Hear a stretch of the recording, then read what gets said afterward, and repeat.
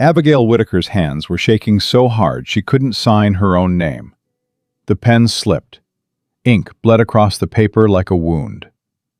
Across the table sat Rhett Callahan, the most feared man in Colorado Territory. A man who buried men without headstones.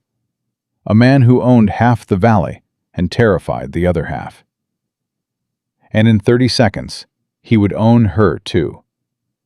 She pressed the pen down again. Her father wouldn't look at her. Nobody in that courthouse would. She signed, and her life ended. Or so she thought. If this story moves you, subscribe to our channel and stay until the very end. You won't believe where Abby's journey takes her. Drop a comment and tell me what city you're.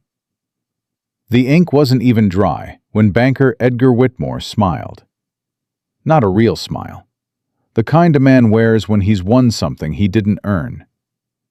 He folded the contract carefully, tucked it inside his coat, and tapped it twice like a man patting a loaded gun. "Congratulations, Miss Whittaker," he said. Or should I say, Mrs. Callahan. Abby didn't answer. Her fingers were still wrapped around the pen, white-knuckled, frozen. Like if she held on long enough, she could scratch out what she'd just done. But she couldn't. It was done. Her father, Samuel Whittaker, sat 2 chairs down, hat in his lap, eyes on the floor. He hadn't spoken a single word since they'd walked into the Boulder courthouse that morning. Not when the judge read the terms. Not when Whitmore laid out the contract. Not when Abby's voice cracked on the word, "I do." Nothing. Just silence from a man who used to sing hymns while mending fences. Rhett Callahan stood near the window, arms crossed, still as stone. He hadn't moved during the entire proceeding, hadn't smiled, hadn't shifted, hadn't so much as cleared his throat. He just watched. Those dark eyes, quiet, unreadable, resting on nothing and everything at once. The judge closed his book. "It's official. You're married under territorial law." Abby set the pen down. Her hand left an ink stain on the table. She didn't wipe it. Outside, the Colorado sun hammered down on the dirt street like punishment. Abby walked 3 steps ahead of everyone because she couldn't stand to walk beside any of them. Her father caught up first. "Abby." "Don't." "Sweetheart, I didn't have a choice." She stopped, turned, looked him dead in the face. "You had a choice, Daddy. You just didn't choose me." Samuel's mouth opened, then closed. His chin trembled once, just once, before he pressed his hat to his chest and looked away. Whitmore appeared behind them like smoke. "The wagon's ready, Mrs. Callahan. Your husband's ranch is a half-day's ride. I'd suggest you settle in before nightfall." "He ain't my husband," Abby said. Whitmore chuckled. "The law says different." "The law didn't ask me." She turned before he could answer and walked toward the wagon, where Rhett Callahan was already waiting. He stood beside the team of horses, 2 big roans, holding the reins loosely in one hand. He didn't offer to help her up, didn't reach for her trunk.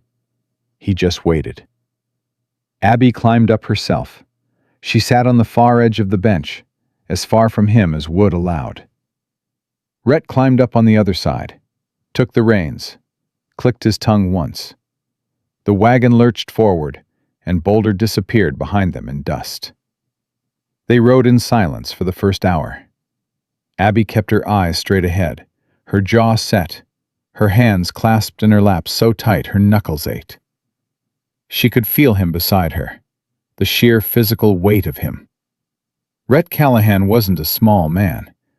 He sat the wagon bench like he sat a throne, easy, unhurried, like a man who'd never been rushed by anything or anyone in his life. She hated that. She hated how calm he was. She hated how the whole town trembled at his name, and he sat here like he was driving to Sunday church. Finally, she couldn't stand it. "You gonna say anything?" she asked. Rhett didn't look at her. What would you like me to say? I don't know. Maybe explain why you just bought a woman like a head of cattle? He was quiet for a long moment. The wagon wheels groaned over a dry creek bed. I didn't buy you, he said. Then what do you call it? I call it settling a debt your father couldn't pay. Abby's stomach turned. So I'm a debt payment. No, ma'am. You're a free woman who signed a contract. I didn't have a choice. Now he looked at her, just briefly. Those dark eyes, steady, deep, impossible to read. There's always a choice, Miss Whitaker. Yours just happened to be between two bad ones. She opened her mouth, closed it, opened it again. It's Mrs. Callahan now, she said bitterly. Remember? He turned back to the road. Only if you want it to be. She didn't know what to do with that, so she said nothing, and the silence returned. They arrived at the Callahan ranch just before sundown. Abby had expected something dark, something twisted. A man like Rhett Callahan, a man the whole territory feared, should live in a place that matched the stories. But the ranch hands were already moving when the wagon pulled in. A tall, sun-weathered man in a brown hat jogged over and caught the lead horse's bridle. Boss, welcome back. He glanced at Abby, tipped his hat. Ma'am? Luke, Rhett said, climbing down. This is Mrs. Callahan. The man, Luke Brennan, she'd learn later, didn't blink, didn't smirk, just nodded like it was the most natural thing in the world. Ma'am, anything you need, you just ask. Abby didn't answer. She was watching the ranch hands. 6, maybe 7 men, all working, all moving with purpose. No one was drunk. No one was fighting. No one was lounging against a fence post, spitting tobacco and making comments. They were working. Quietly, efficiently, respectfully. That didn't match the stories either. A woman appeared on the porch, stout, silver-haired, apron dusted with flour. She wiped her hands and came down the steps with the kind of authority that had nothing to do with size. You must be Abigail, she said, not unkind, not warm either, just direct. I'm Martha Doyle. I run this house. I didn't ask anyone to run anything for me, Abby said. Martha studied her for a moment. Then the faintest ghost of a smile crossed her face. Good. Then we'll get along fine. Rhett carried Abby's trunk himself. He didn't ask one of the hands, didn't pass it off to Luke. He picked it up like it weighed nothing and walked it through the front door, down a hallway, and into a room at the far end. Abby followed, her heart hammering. This was it. This was the part the stories warned about. The room behind the closed door. The part no one talked about in daylight. Rhett set the trunk at the foot of the bed, straightened up, looked at her once, that same unreadable expression, and then stepped back. This is your room, he said. Abby blinked. My room? Yes, ma'am. And where do you... Down the hall. She stared at him. You're not... He shook his head once. No. The word landed like a stone in still water. He moved toward the door, paused with his hand on the frame. There's a lock on the inside, he said quietly. Use it if you want. Then he stepped out and closed the door. Abby stood in the middle of that room for a long time. Her hands were shaking again, but different this time. Not from fear, from confusion. She crossed to the door, touched the lock. A heavy iron bolt, solid and smooth. She slid it shut. Then she pressed her forehead against the wood and closed her eyes. On the other side, she heard his boots, slow, steady, walking away. She didn't sleep that night. She lay in a bed that was too soft, too clean, too quiet. and stared at the ceiling while every terrible story she'd ever heard about Rhett Callahan played through her mind like a fever dream. He killed a man in Durango with his bare hands. He burned a homesteader's cabin for looking at him wrong. He drove 3 families off their land in a single winter. The monster of Colorado territory. But monsters don't give you your own room. Monsters don't point out the lock. Monsters don't walk away. Morning came hard and bright. Abby hadn't unpacked, hadn't changed. She'd fallen asleep in her dress sometime around 3 and woke with the sun cutting through the curtains like a blade. She unbolted the door carefully. The hallway was empty. She followed the smell of coffee to the kitchen, where Martha was already moving. Bacon in the skillet, biscuits in the oven, coffee pot on the stove. "Sit," Martha said without turning around. "I don't need to be waited on." Didn't say you did. Said sit. Abby sat. Martha poured her coffee. Black, strong enough to strip paint. "He's been up since 4, Martha said. "Who?" Martha gave her a look. "Who do you think?" Abby wrapped her hands around the cup. "Does he always get up that early?" "Every day for 15 years. Rain, snow, sickness, doesn't matter. That man works harder than any hand on this ranch." She set a plate of biscuits on the table. "And before you ask, no, he doesn't expect you to do anything. Not cook, not clean, not serve." "Then what does he expect?" Martha stopped, turned, looked at her with eyes that had seen more than they'd ever tell. "I reckon he expects you to decide who you want to be. That's about it." Abby spent the first 3 days avoiding Rhett like he was a rattlesnake coiled in every doorway. She ate when he wasn't in the kitchen. She walked the property when he was in the barn. She sat on the porch only after she'd confirmed he was out riding the north pasture. But avoidance has a way of creating its own kind of attention. On the 4th morning, Luke Brennan found her standing by the corral fence, watching 2 young horses chase each other in circles. "You ride, ma'am?" "I used to." "Well, the bay mare there, Juniper, she's gentle as they come. Boss said you're welcome to ride her any time." Abby frowned. "He said that?" "Yes, ma'am. Said to make sure you know you're free to go anywhere on the property. No restrictions." "Free," she repeated. Luke tipped his hat. "That's the word he used." On the 5th day, she couldn't avoid him anymore. She came around the corner of the barn, and there he was, crouched beside a sick calf, his big hands gentle as a preacher's, pressing a warm cloth against the animal's side. The calf was breathing shallow and fast. Rhett murmured something low, too quiet for her to hear, and the animal settled. Abby stopped walking. She'd seen rough men handle livestock before. Her father's hands had kicked sick calves to make them stand. One had shot a lame horse in front of her when she was 12. But this...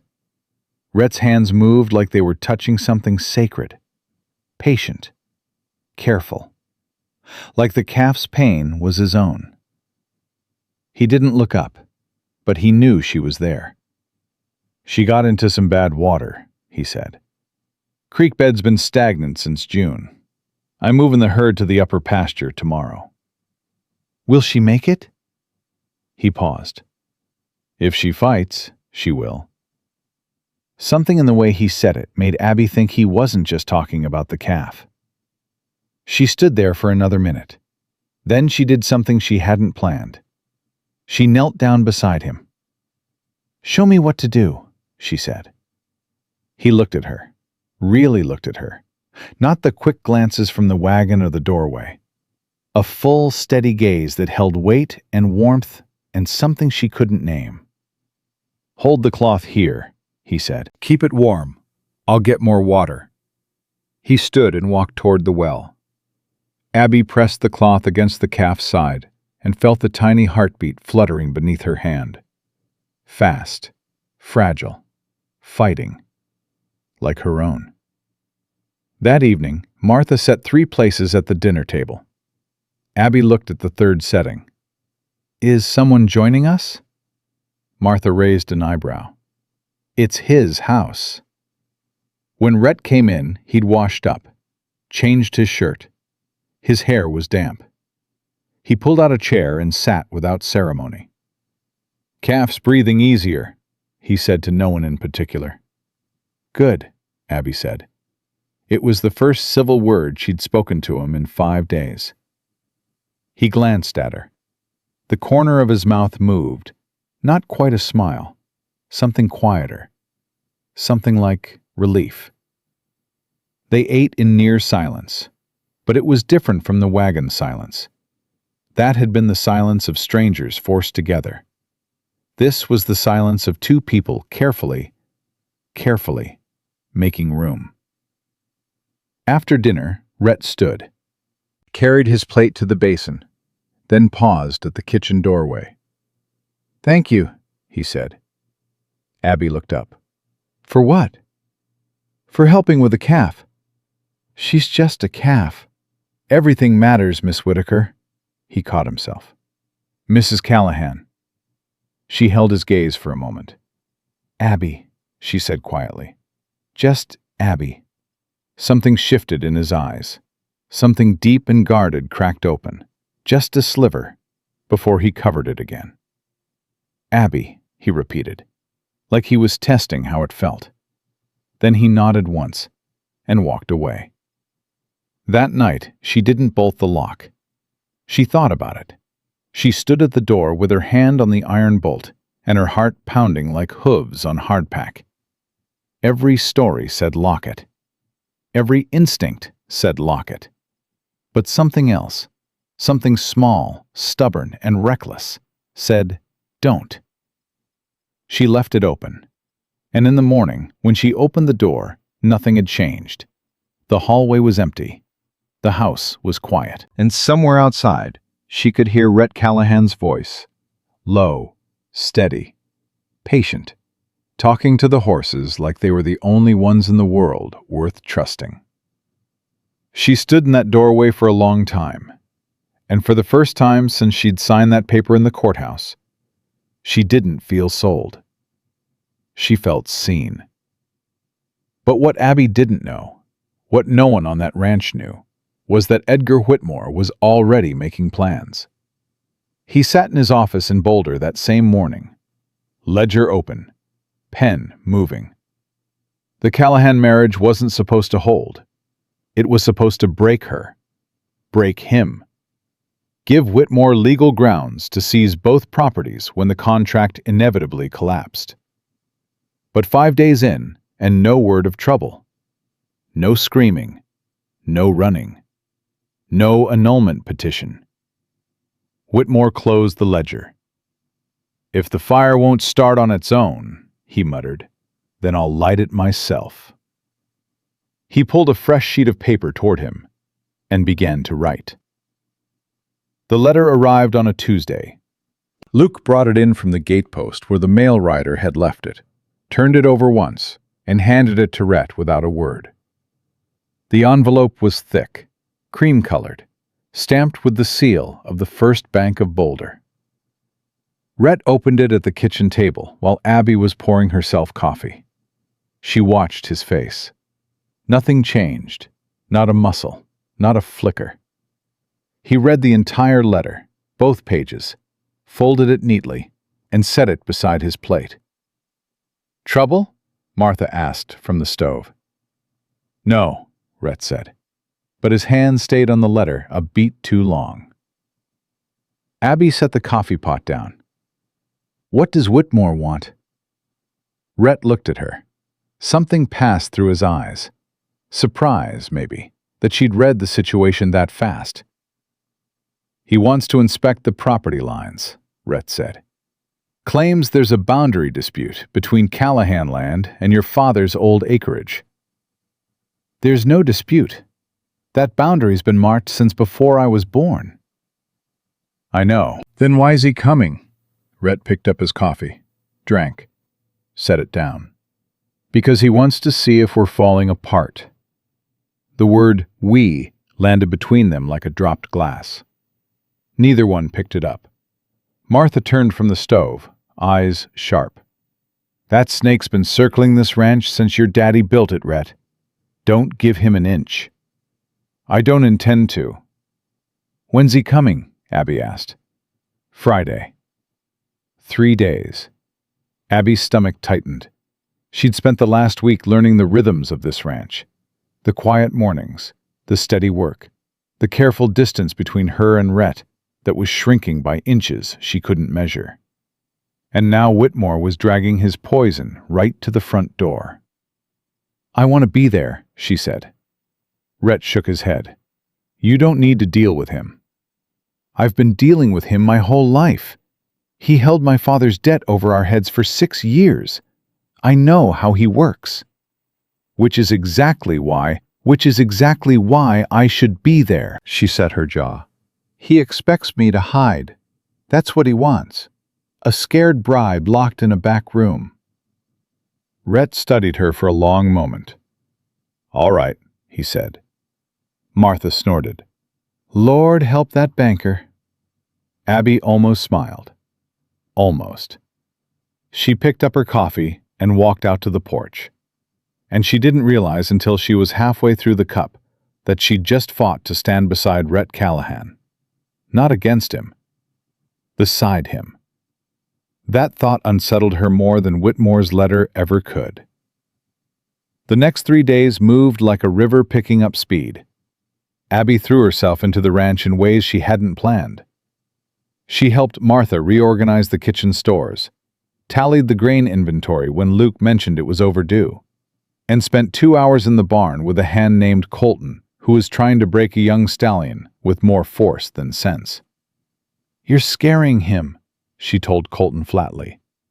The young hand blinked. Ma'am? The horse.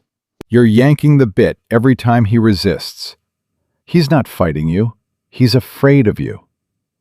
Colton looked at Luke, who was leaning against the fence post with his arms crossed. Luke shrugged. Lady knows horses. Abby stepped into the corral. She didn't take the reins from Colton. She just stood near the stallion's head and let him come to her. Slow. Patient. Her hand out, palm up, waiting. The stallion snorted, pawed the dirt, then stepped forward and pressed his nose into her hand. See, she said, he don't need to be broken. He needs to be asked. From across the yard, Rhett watched. He'd come out of the tack room with a saddle over his shoulder and stopped mid-stride.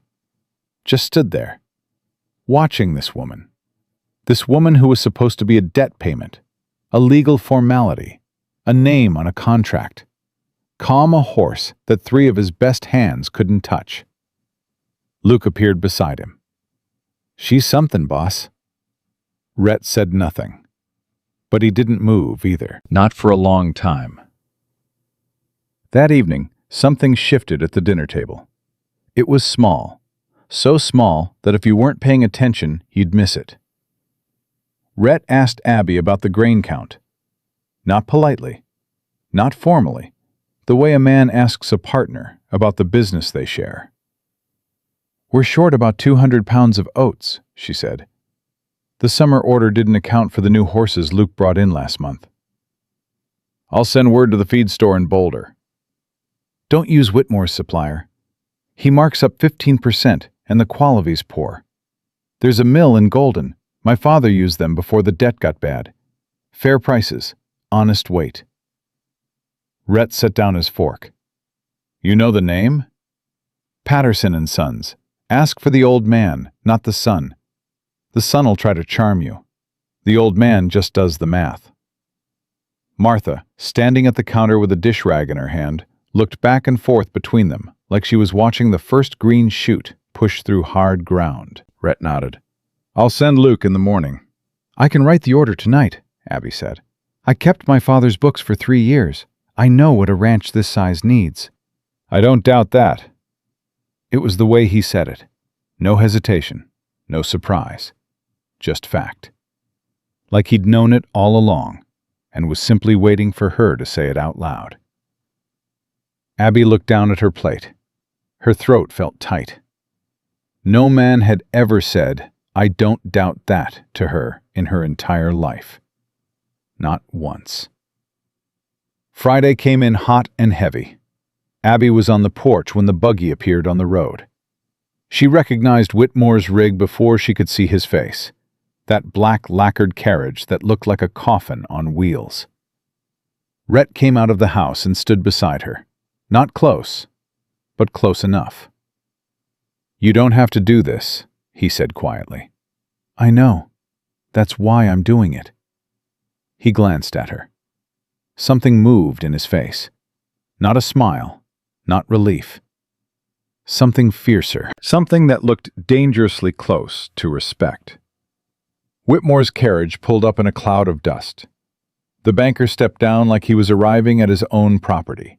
Smooth, unhurried, that same silk and poison smile he wore like a second skin. "Mr. Callahan," he tipped his hat. Then his eyes found Abby, and the smile widened. "Mrs. Callahan, my, still here." "Where else would I be?" Abby said. "Well, I simply assumed, given the circumstances, that a young woman of your sensibilities might have found the arrangement difficult." "You assumed wrong." Whitmore's smile didn't waver, but something behind it shifted. He turned to Rhett. "Shall we discuss the boundary matter?" "Discuss whatever you came to discuss," Rhett said. "Then leave." They moved to the porch. Martha brought water that nobody touched. Whitmore produced a surveyor's map from his case and spread it on the table with the care of a man revealing a winning hand. As you can see, the eastern boundary of the Whitaker property, now absorbed into Callahan Holdings through the marriage contract, intersects with a territorial easement that was filed in '68. "That easement expired in '71, Abby said. Whitmore blinked. "I beg your pardon?" "The territorial easement. It was a 5-year provisional grant tied to the original homestead claim. My father filed the renewal in '69, and the territory confirmed the boundary in '71. Full title. No easement." "I don't believe that's—" "I have the paperwork." Silence. Whitmore's smile finally cracked. Just a fraction. Just enough. "You have the paperwork," he repeated. "In my trunk. I brought every document my father ever signed when I came here. I'm not a fool, Mr. Whitmore." Rhett said nothing. But Luke, standing by the corral fence, had to turn away to hide the grin splitting his face. Whitmore recovered quickly. He always did. He folded the map slowly, deliberately, and tucked it back into his case. "Well, that's thorough of you, Mrs. Callahan. I commend your diligence." "I don't need your commendation." "No." His voice hardened just a shade. "I suppose you don't." He stood, buttoned his coat despite the heat. "I'll be on my way then. But I do hope you'll both be at the cattle auction in Denver next month. It's quite the social occasion. All of territorial society will be there." He looked at Abby when he said it. Looked at her the way a man looks at a card he hasn't played yet. "I'm sure they'll be very interested to hear about your arrangement." He tipped his hat and left. The dust from his carriage hadn't even settled when Abby's hands started shaking. She gripped the porch railing, hard. The adrenaline that had held her straight and sharp through the entire conversation drained out of her like water from a cracked bucket. And what was left was just a woman standing in the heat, trembling. "You all right?" Rhett's voice, behind her, close. "I'm fine." "You're shaking." "I said I'm fine." He didn't push. He just stood there, steady, solid, close enough that she could feel his presence like a wall between her and everything else. You knew about the easement, he said. Of course I knew. I ran that ranch's book since I was 19. Your father never mentioned it. My father never mentioned a lot of things. He was too busy drowning in whiskey and debt to remember what he had. The bitterness in her voice surprised even her. She closed her eyes. I'm sorry. That wasn't... Don't apologize for the truth. She opened her eyes, turned. He was closer than she expected. 3 feet, maybe less, and the afternoon light caught the angles of his face in a way that made him look less like a monster and more like a man carrying something heavy he'd never asked anyone to help him hold. Why did you marry me? She asked. The real reason, not the debt, not the contract. The real reason. Rhett held her gaze. Because Whitmore would have sold your father's land to the railroad, and you would have had nothing. No home, no land, no name. So it was charity. No. Then what? He looked away, out toward the pasture where the cattle moved like slow brown shadows against the grass. I know what it's like to have everything taken by a man with a ledger and a smile, he said. I wasn't going to let it happen again. The word again hung in the air like gunsmoke. Before she could ask what he meant, he stepped off the porch and walked toward the barn. She let him go, but that word stayed with her all night. Again. What had Whitmore taken from Rhett Callahan? The answer came not from Rhett, but from Martha. It was late. The house was dark except for the kitchen lamp. Abby had come down for water and found Martha sitting at the table with a cup of tea, staring at nothing. Can't sleep? Abby asked. Haven't slept proper in 20 years. Sit. Abby sat. Martha was quiet for a long time. Then she said, You want to know about him. I didn't say, you don't have to. It's written all over your face every time he walks out of a room. Martha wrapped both hands around her cup. His mother died when he was 7. Fever. His father raised him alone on this ranch. Hardest working man I ever knew. Good man. Fair man. Sound familiar? Abby said nothing. When Rhett was 17, Whitmore called in a loan his father couldn't pay. Sound familiar? Abby's chest tightened. His father fought it. Took it to the territorial court. Lost. Whitmore seized the cattle, the equipment, half the acreage. Left them with nothing but the house and 100 acres of dirt. What happened? His father died 6 months later. Heart gave out. Rhett was 18 years old, with 100 acres, no cattle, and a name nobody trusted. Martha's voice dropped. He built it all back. Every acre, every head of cattle, every fence post. Took him 15 years, and he did it without cheating a single soul. But the stories are Whitmore's doing. Every rumor, every whispered horror story about Rhett Callahan.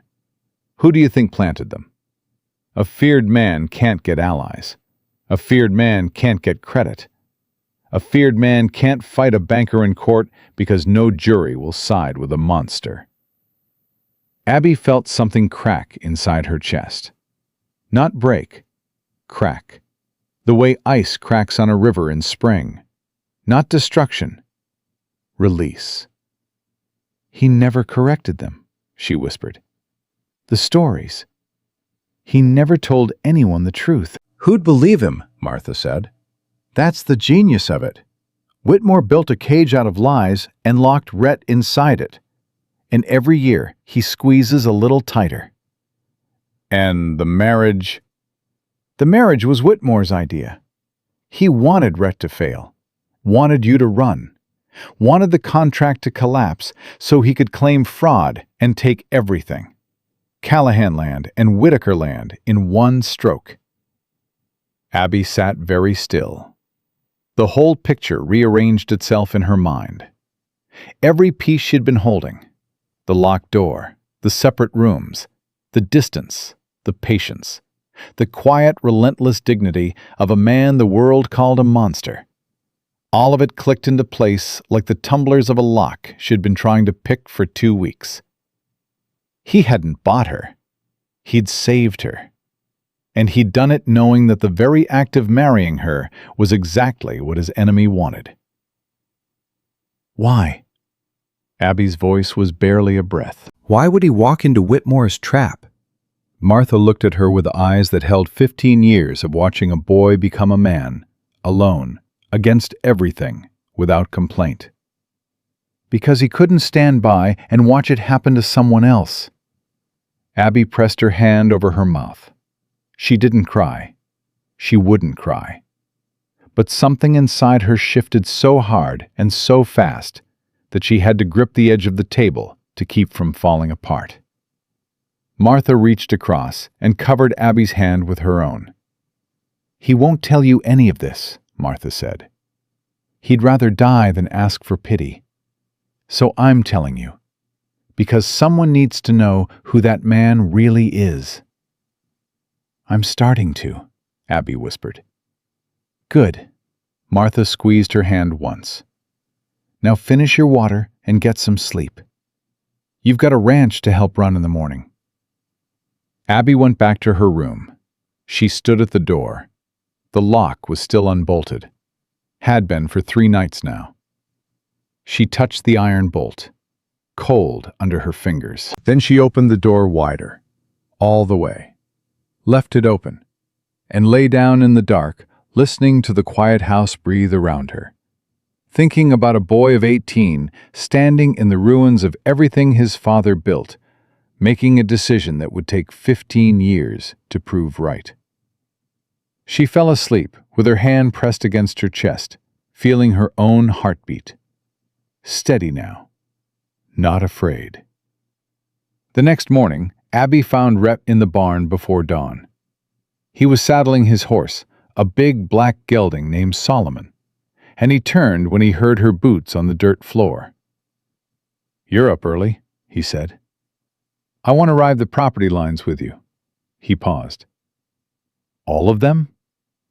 "All of them. I need to know this land the way you know it. Every fence, every creek, every boundary Whitmore might try to challenge." Rhett studied her. "That's a full day's ride." "I know." "In this heat?" "I grew up on a ranch, Mr. Callahan. Heat doesn't scare me." "Rhett." She blinked. "What?" "If I'm calling you Abby, you call me Rhett. Fair's fair." Something warm moved through her chest. She fought it down. "Fine. Rhett. Now saddle Juniper. We're burning daylight." He almost smiled. Not quite, but closer than she'd ever seen. They rode out together as the sun broke over the eastern ridge, side by side for the first time since the wagon ride from Boulder. But this time, Abby wasn't sitting on the far edge. This time, she rode close. They covered the south pasture by mid-morning. Rhett pointed out the fence lines, the water sources, the places where the boundary markers had been set by his father 30 years ago. He spoke plainly. No embellishment, no boasting. Just facts, delivered in that low, steady voice that Abby was beginning to realize wasn't coldness at all. It was control. The control of a man who'd learned early that the world punished weakness and misread silence for threat. They stopped at the creek to water the horses. Abby slid down from Juniper and let the mare drink while she stretched the stiffness from her legs. "Whitmore mentioned the Denver auction," she said. "He did. Are you going?" "Have to. It's where I sell the summer herd. Half the ranch's income comes from that auction." "Then I'm going with you." Rhett looked at her over Solomon's back. "It'll be public. The whole territory will be there. People will talk." "People already talk." "They'll say worse in Denver." Abby straightened up. "Let them." "You don't know what they'll say."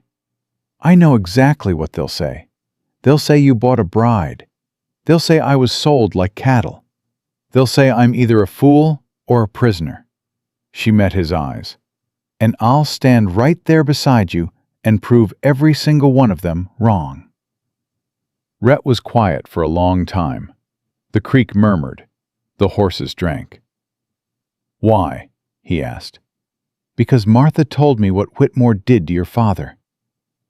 The silence that followed was absolute. Rhett's hand tightened on Solomon's reins until his knuckles went white. "Martha talks too much," he said. "Martha tells the truth. Something you won't do." "It's not your fight, Abby." She stepped around the horse until she was standing in front of him. Close. Closer than she'd ever been to him by choice. "You made it my fight the day you signed that contract. You could have let Whitmore take my father's land. You could have let me end up with nothing. But you didn't."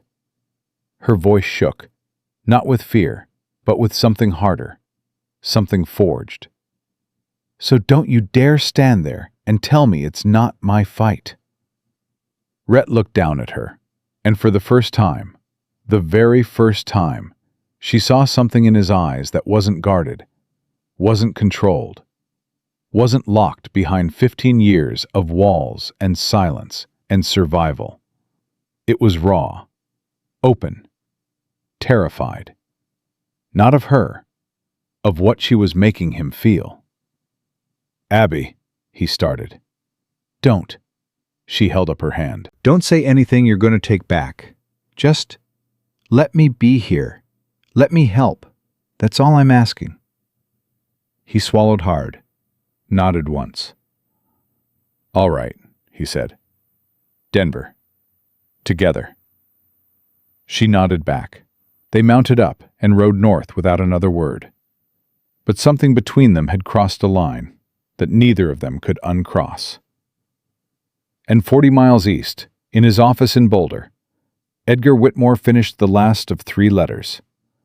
One to the Denver Cattlemen's Association, one to the territorial judge, and one, the one that mattered most, to a man named Cyrus Polk, a land speculator from Kansas City who owed Whitmore a favor and had no conscience left to trouble him. Whitmore sealed each letter with wax.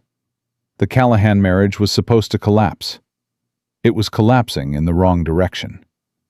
And that, Edgar Whitmore decided, simply would not do. The ride to Denver took 2 days. Abby and Rhett traveled with Luke and 3 ranch hands, driving 40 head of prime summer cattle. They camped one night along the South Platte, and Abby lay in the back of the supply wagon, staring at stars she couldn't count, while Rhett sat by the fire, cleaning his rifle, saying nothing. She'd stopped expecting him to fill silence. She'd started to understand that his silence wasn't absence. It was presence, the loudest kind. Luke rode up beside her wagon the next morning. "You nervous?" he asked. "About what?" "Denver. The auction. All those people." "Should I be?" Luke tilted his hat back. "Folks in Denver ain't like folks on the ranch. They smile to your face and cut you from behind. Whitmore's got friends there. Powerful ones." "So does Rhett." Luke was quiet a moment. "Rhett's got respect. That ain't the same as friends." Abby chewed on that for the next 10 miles. They reached Denver by late afternoon. The city hit her like a wall. Noise, movement, people packed shoulder to shoulder along Larimer Street. She'd been to Denver twice in her life, both times with her father, both times staying close to the stockyards, where the air smelled like money and manure. But this was different. This was the summer cattle auction, the biggest event in the territory. Ranchers, speculators, bankers, politicians, and every kind of opportunist west of the Missouri crowded into the auction grounds like wolves circling a carcass. And every single one of them knew Rhett Callahan's name. Abby saw it the moment they rode in, the way people stopped talking, the way hands drifted toward hat brims but didn't quite tip, the way women pulled their children closer and men straightened their spines. Fear. Pure, undiluted, 15-year-old fear. And then, the whispers. She couldn't hear the words, but she could read lips well enough. His wife. Bought her. Whitaker girl. Poor thing. Abby's jaw tightened. She sat straighter on Juniper's back and rode beside Rhett through the center of the auction grounds like she'd been doing it her whole life. Rhett didn't look left or right, didn't acknowledge a single stare. He rode Solomon through the crowd with the same steady patience he gave to everything, unhurried, unbothered, untouchable. But Abby knew better now. She knew the cost of that stillness. They dismounted at the cattle pens. Luke took charge of the herd, directing the hands with quick, efficient commands. Rhett spoke briefly with the auction clerk, a thin man with spectacles who kept glancing at Abby like she might explode.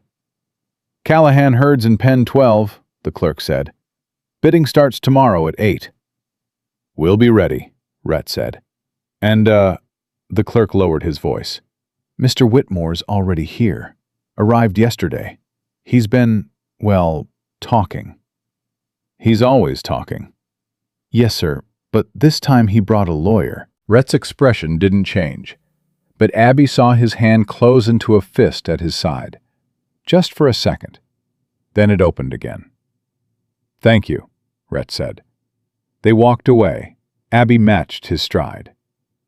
"A lawyer," she said. "Heard him." "What's he planning?" "Nothing good." "That's not an answer." Rhett stopped, turned to her. People flowed around them like water around stone. "He's going to challenge the marriage contract," Rhett said quietly. "Publicly. In front of every rancher, buyer, and politician in the territory." "On what grounds?" "Fraud. Coercion. Take your pick. He'll argue I forced you into the marriage to seize Whitaker land." "That's a lie." "Since when has that stopped him?" Abby felt her blood go cold, then hot, then something beyond temperature, something that burned in her bones. "Let him try," she said. "Abby, let him try." Her voice carried. A woman nearby turned to look. Abby didn't care. "I signed that contract with my own hand. I stood in that courthouse with my own feet. Nobody forced me, and I will say that to any judge, any jury, any crowd in this territory." Rhett searched her face. She could see him weighing something, not whether she meant it, but whether he had the right to let her fight this battle. "This could get ugly," he said. "It's already ugly. Whitmore made it ugly the day he put my name on a contract and pretended it was a kindness." Rhett was still for a long moment. Then he did something he'd never done before. He offered her his arm. Not a grab, not a pull, just his arm, extended, the way a man offers it to a woman he walks beside. Not behind, not ahead, beside. Abby looked at it. Then she took it.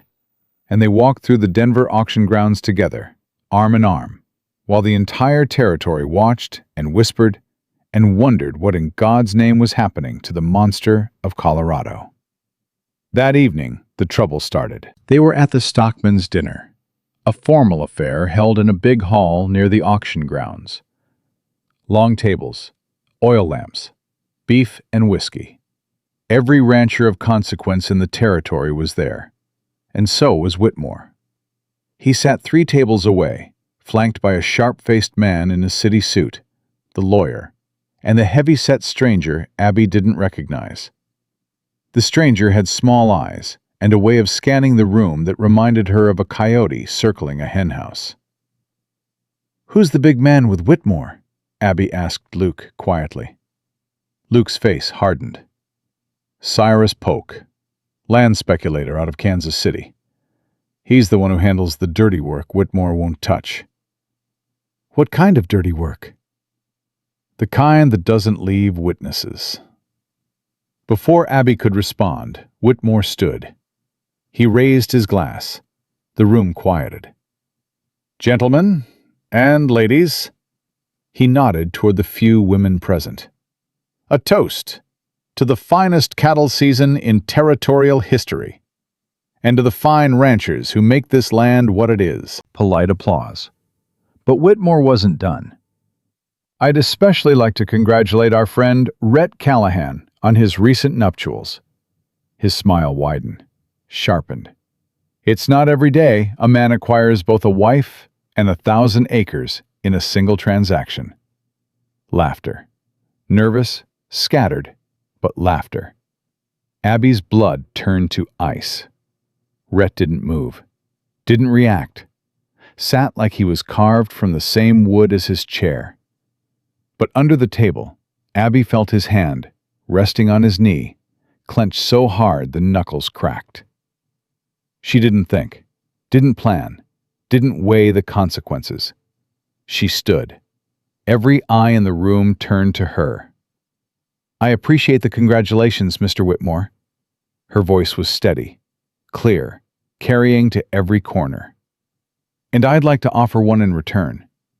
It takes real courage for a banker to toast the man whose ranch he's been trying to steal for 15 years. Dead silence.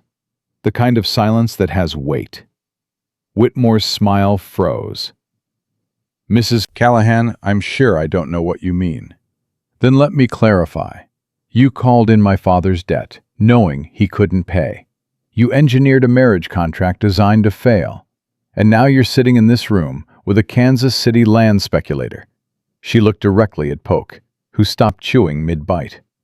"Planning to challenge a legal contract because it didn't break the way you wanted it to." Murmurs rippled through the room. Whitmore's composure cracked. "This is hardly the time or place for—" "You picked the time and place the moment you stood up and called me a transaction." Silence again. Heavier now. Abby felt every heartbeat in her throat. Her hands were trembling at her sides, but her voice was iron. "I married Rhett Callahan of my own free will. I signed that contract with my own hand. And I will stand in any court in this territory and say so under oath." She picked up her glass.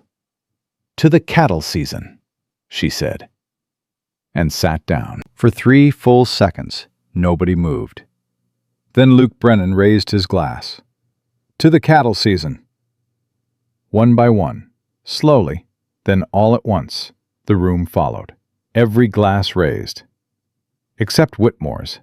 He stood with his wine untouched, his face the color of old ash, and his eyes fixed on Abby with a fury that went beyond business, beyond rivalry, beyond anything professional. This was personal now. Rhett leaned toward her, close enough that only she could hear. "You just declared war on the most powerful banker in Colorado." "No," Abby said. "He declared war on us. I just showed up." Rhett looked at her for a long, unguarded moment, and she saw it again, that raw thing in his eyes, the thing he kept locked behind 15 years of walls. Not fear, not gratitude. Something bigger. Something he didn't have a name for yet. The auction started at 8 the next morning, and by 8:15, Abby knew something was wrong. The bidding on Callahan cattle was dead. Pen after pen, the auctioneer called for bids, and the room sat on its hands. A few half-hearted offers, insultingly low, came from faces Abby didn't recognize. The regular buyers, the ones who'd purchased Callahan beef for years, sat silent, eyes down, hands still. "He got to them," Luke muttered beside her. "Who?" "Whitmore, Polk, all of them. They've pressured every major buyer in this room to freeze Callahan out." Abby watched Rhett standing at the rail near pen 12. His face betrayed nothing, but she could see the tension in his shoulders, the rigid set of a man absorbing a blow he'd expected but hoped wouldn't come. Half the ranch's annual income, gone, because one man with a ledger and a grudge decided to burn it down. Abby's mind raced. She thought about her father, how he'd crumbled under Whitmore's pressure, folded like wet paper, and drank himself into silence. She thought about the girl she'd been 6 months ago, standing in a kitchen that was about to be taken from her, wondering how she'd ended up with nothing. She wasn't that girl anymore. She walked straight across the auction floor to a stocky man in a gray hat who she'd watched bid aggressively on every other herd that morning. "Excuse me," she said. The man looked up. "Ma'am?" "You're Tom Jessup, aren't you? You buy for the meat packers in Kansas City." "I am." "You bid on the Durango herd, the Fort Collins herd, the Pueblo herd. But you haven't touched Callahan cattle." Jessup shifted uncomfortably. "Market's soft today." "Market's not soft. Your wallet's being squeezed. Whitmore told you to stay off our herd, or he'd call in your line of credit."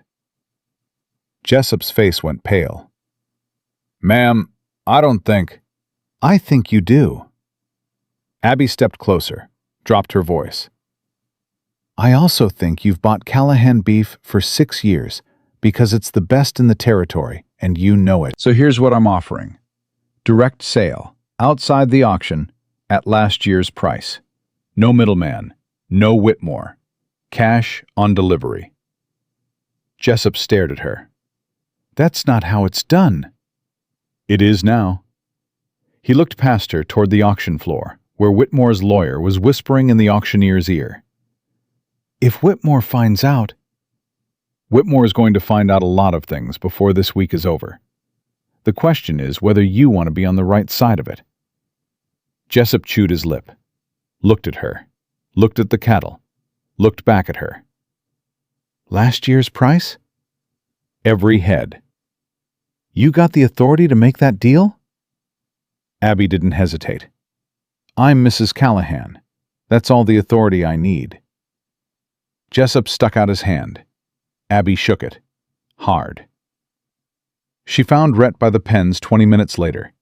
He was leaning against the rail, staring at his cattle with the quiet devastation of a man watching his year's work get swallowed by a single act of malice. "Don't sell through the auction," she said. He looked at her. "What?" "Pull the herd. I've already got Jessup on a direct buy. 40 head, last year's price, cash on delivery. And I'm working on 2 more buyers before lunch." Rhett straightened. "You did what?" "I went around Whitmore. Every buyer he pressured is scared of losing credit. So I'm offering direct sales. No auction, no middleman, no paper trail he can lean on." "Abby, you can't just—" "I already did." He stared at her. His mouth opened, closed, opened again. "You sold my cattle. Our cattle. And you're welcome." Something broke across his face. Not anger, not frustration. Something that had been held so tightly for so long that when it finally let go, it didn't come out clean. It came out ragged and raw and real. He laughed. Abby had never heard Rhett Callahan laugh. Not once. Not in the courthouse, not on the wagon, not at the dinner table, not in the barn. It was low and rough and rusty from disuse, like a door opening for the first time in years. "You sold my cattle," he repeated. "Somebody had to." He shook his head. That almost smile she'd seen before was a full smile now, cracked and imperfect, and the most genuine thing she'd ever seen on a human face. "Abby Whitaker," he said. "Callahan," she corrected. The smile softened. "Abby Callahan." She held his gaze. "That's better." By noon, she'd closed 3 deals. 40 head to Jessup, 20 to a rancher from Wyoming who'd been frozen out of the auction himself and was happy to buy private. 15 to a hotel supplier from Denver who didn't care about politics and only cared about quality. 75 head, sold, at fair prices. Whitmore didn't find out until it was done. Abby was walking back from the Wyoming buyers' camp when she heard the voice behind her. "That was very clever, Mrs. Callahan." She turned. Cyrus Polk. The man was bigger up close, wide across the shoulders, hands like shovels. He smiled, but it never reached his eyes. "Mr. Polk," she said, "I don't believe we've been introduced." "We haven't, but I know a great deal about you." He took a step closer. "Whitaker's daughter, debt bride, plain rancher's wife." "I'm not playing anything." "No, because it seems to me you're playing a very dangerous game." He tilted his head. "Edgar is a patient man. I am not." "Is that a threat?" "It's a fact. Your husband's ranch sits on land that 3 railroad companies would pay a fortune for. Edgar knows it. I know it. And soon enough, the territorial court will know it too." "On what grounds?" "Fraud, coercion, illegal seizure of Whitaker assets through a sham marriage." His smile widened. "You can make all the side deals you want, sweetheart. It won't matter when a judge voids that contract." Abby's heart hammered, but she didn't step back, didn't flinch. "You tell Edgar something for me," she said. "Tell him I brought every document my father ever signed, every deed, every receipt, every boundary filing. And tell him that if he stands up in a courtroom and calls this marriage a fraud, I will stand up right after him and tell every person in that room exactly how he engineered my father's debt, exactly how he manipulated the terms, and exactly how he planned to steal 2 ranches with a single piece of paper." Polk's smile didn't waver, but something behind his eyes shifted. "You've got spine, Mrs. Callahan. I'll give you that." "I've got more than spine. I've got proof." Polk studied her for a long moment. Then he tipped his hat, a gesture that held no respect, and walked away. Abby watched him go. Then she walked, not ran, walked, behind the nearest building, and pressed her back against the wall and shook. Full-body tremors, the kind that start in your hands and don't stop until they've ripped through every muscle you've been holding rigid. She squeezed her eyes shut, clenched her fists. "You will not break. You will not break. You will not—" "Abby!" She opened her eyes. Rhett stood 3 feet away. He'd seen Polk leave. He'd followed. "What did he say to you?" "Nothing I can't handle."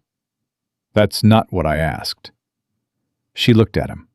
The trembling was still in her hands, but her voice came out steady. "They're going to challenge the contract in court. Fraud and coercion. They'll try to void the marriage and seize both properties." Something shifted in Rhett's face. Not the careful blankness. Something darker, older. The face of a boy who'd watched a banker take everything his father built and decided, at 18 years old, that he would spend the rest of his life making sure it never happened again. "When?" he asked. "Soon. Whitmore's not patient enough to wait." Rhett looked at her for a long time. Then he reached out and took her hand. Not romantic, not gentle. The grip of a man reaching for the one solid thing in a flood. "Then we don't wait either," he said. "What do you mean?" "I mean we don't let him set the stage. We don't let him choose the courtroom, or the judge, or the audience." Rhett's jaw set like iron. "We call him out. Tomorrow. At the auction. In front of everyone." "You want to confront him publicly?" "I want to end this. Publicly. Permanently. No more letters. No more whispers. No more lawyers in back rooms." His grip tightened. "He spent 15 years making me a monster. Tomorrow, I stop hiding from it." Abby looked at his hand wrapped around hers. Calloused, scarred, strong. The hand of a man who'd rebuilt an empire from 100 acres of dirt through sheer will and silence. "Together," she said. He met her eyes. "Together," he said. That night, Abby didn't sleep in the women's tent at the edge of camp. She sat by the fire with Rhett and Luke until the stars went thick and the cattle lowed soft in the pens. They went over every document she'd brought, every deed, every receipt, every filing. Luke spread them out on a blanket and organized them by date while Abby explained each one. Rhett listened, asked questions, sharp ones, the kind that told her he understood law better than he let on. "This one," he said, holding up a yellowed deed. "The original Whitaker homestead claim. Your father filed it in 63? 62. Before the war ended. It was one of the first claims in the county. And Whitmore's first loan against it? 68. After the drought. My father was desperate. Interest rate? 12%. Luke whistled low. "That's criminal." That's Edgar Whitmore," Abby said. Rhett set the deed down carefully. "Tomorrow, you let me speak first. I'll lay out the terms of the marriage contract. The real terms. 1 year, voluntary, full settlement guaranteed. Then you speak." "About what?" "About everything. The debt, the manipulation, the interest rates, all of it." He looked at her. "You said you had proof. Tomorrow, you show it. In front of the whole territory. In front of the whole territory." Abby swallowed. "And if they don't believe us?" Rhett picked up the deed again, held it in the firelight. "They'll believe us," he said, "because the truth doesn't need a lawyer." Luke gathered the documents and wrapped them in oilcloth. Rhett banked the fire, and Abby sat alone for a few minutes in the dark, holding the marriage contract in her hands, that single piece of paper that had started everything, and realized she wasn't holding a chain anymore. She was holding a weapon. And tomorrow, she was going to use it. The auction hall was full by 7:30, every seat taken, every wall lined with bodies. Ranchers, buyers, speculators, wives, politicians, the whole territory packed into that building like gunpowder in a barrel, waiting for a spark. Word had spread overnight. Abby's speech at the stockman's dinner, the frozen bidding, the private sales. Whitmore's lawyer, Cyrus Polk. Every piece of it had traveled from tent to tent, mouth to mouth, until the story was bigger than any cattle auction. This wasn't about beef anymore. This was about Rhett Callahan and the woman who stood beside him. Abby dressed carefully that morning. Not fancy, she didn't own fancy, but clean, pressed, her hair pinned tight, her father's documents wrapped in oilcloth under her arm like a soldier carrying ammunition. Rhett waited for her outside the tent. He'd shaved, wore a clean black shirt buttoned to the collar. His hat was brushed, his boots were oiled. He looked like a man walking into his own trial and refusing to flinch. "Ready?" he asked. "No," she said. "Let's go." They walked in together. The room shifted when they entered. Not silence, something louder than silence. A collective intake of breath, a turning of heads, the scrape of chairs as people adjusted to see better. Abby felt it on her skin like sunlight. Every eye, every whisper, every judgment. She kept walking. Rhett kept walking. They took seats in the third row. Luke sat behind them with the documents. At the front of the hall, the auctioneer shuffled papers nervously. Beside him, the territorial judge, a silver-haired man named Crawford, sat with his hands folded, watching the room with the weary patience of a man who'd seen too many disputes settled with bullets instead of words.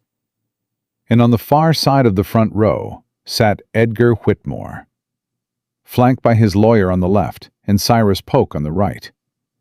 Whitmore looked calm.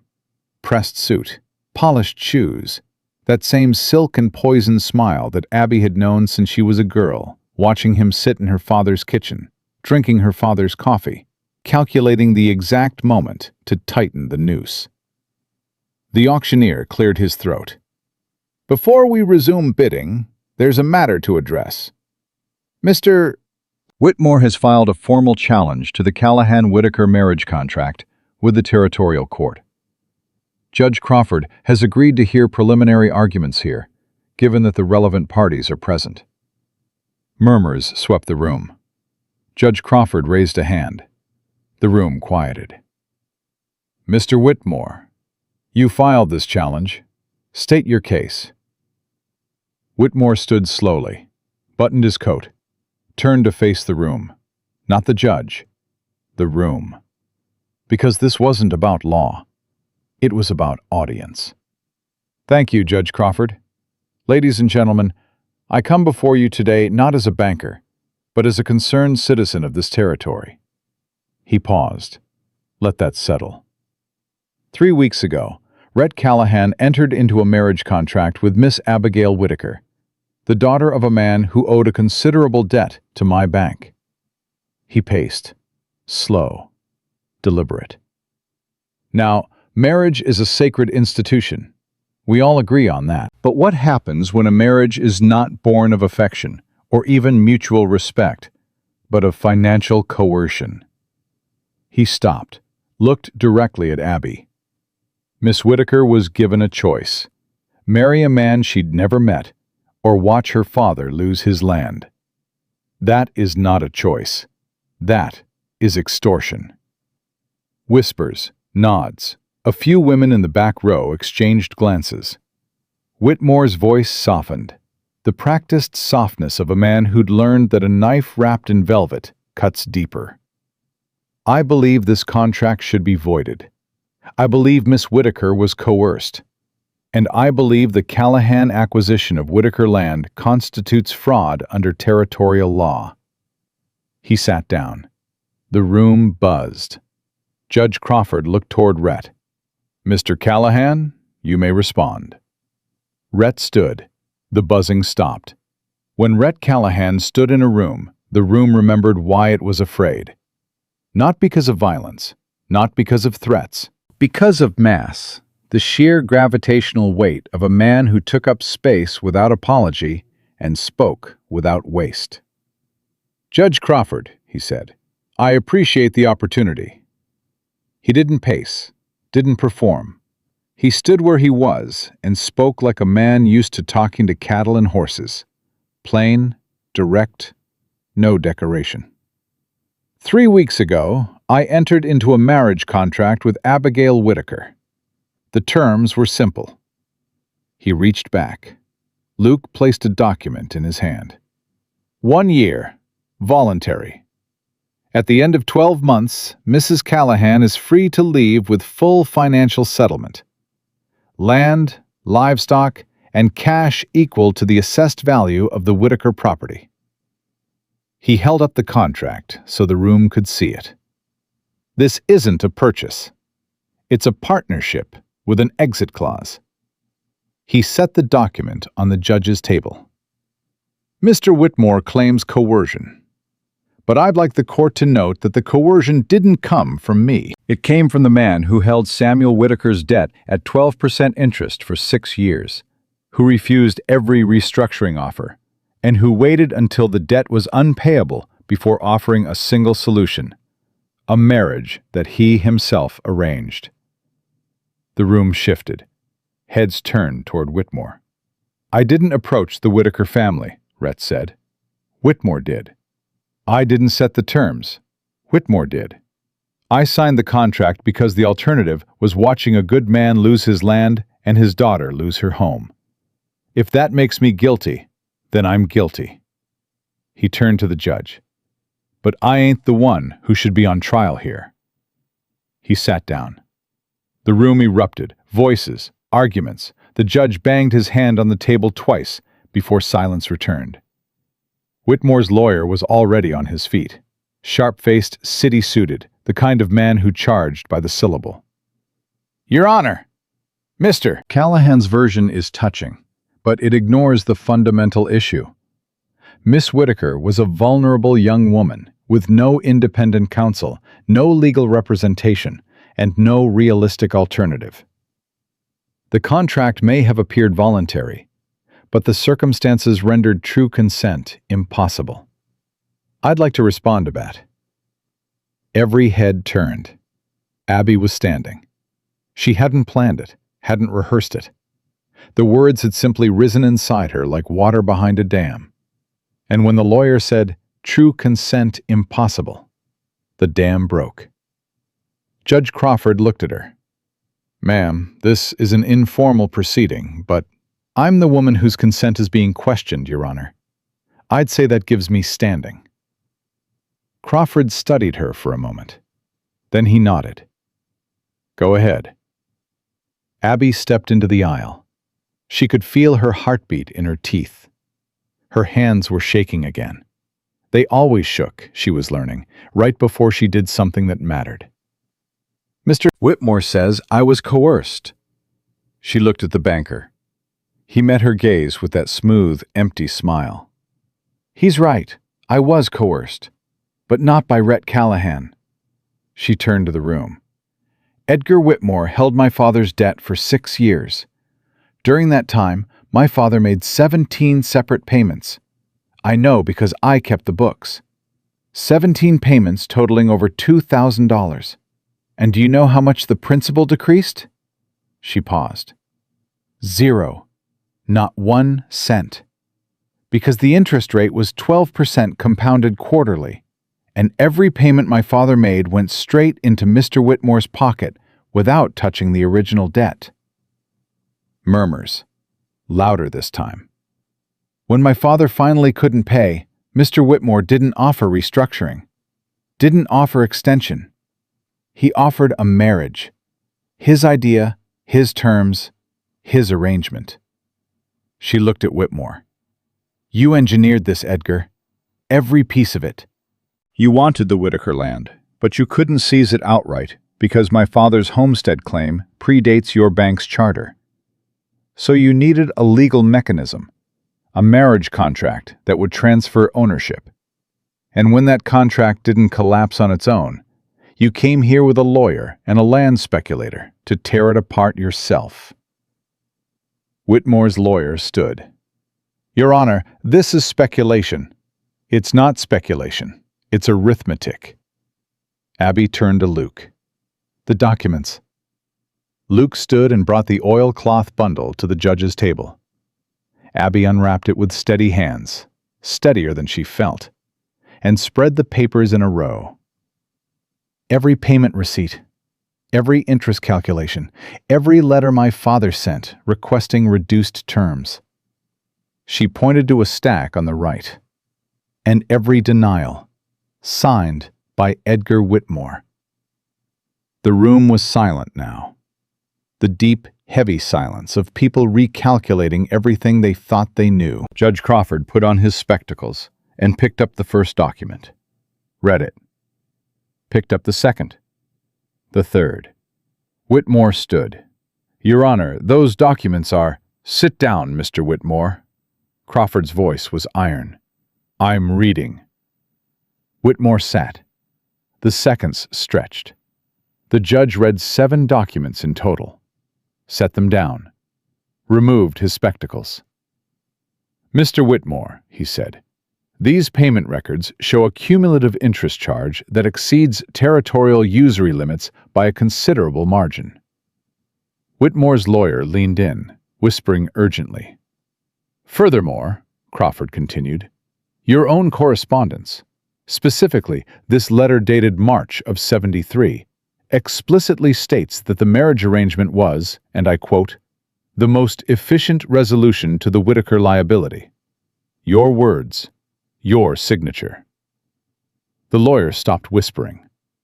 Whitmore's face had changed. The smooth mask was cracking, and underneath it was something ugly, something cornered. "That letter was a private communication. It's evidence, Mr. Whitmore, in a challenge you initiated." Crawford set the letter down. "Let me be clear. You file this challenge claiming fraud and coercion in the Callahan marriage contract. The evidence before me suggests that if any party committed fraud, it was not Mr. Callahan. Gasps. Actual gasps. The kind Abby had only ever heard in church when the preacher said something that cut too close to bone. "I am dismissing your challenge," Crawford said. "The marriage contract stands, and I am referring these financial documents to the territorial attorney for review of potential usury violations." The room exploded. Voices, movement, chairs scraping. Whitmore was on his feet, his lawyer grabbing his arm, Polk already heading for the door. The mask was gone now, completely gone, and the face underneath was white with rage. He pushed past his lawyer and walked straight toward Rhett. The crowd parted. Whitmore stopped 3 feet from Rhett, his voice low enough that only Rhett and Abby could hear. "You think this is over?" he hissed. "You think a territorial judge and a stack of receipts can stop what's coming? I will bury you, Callahan. I will bury this ranch and everything on it."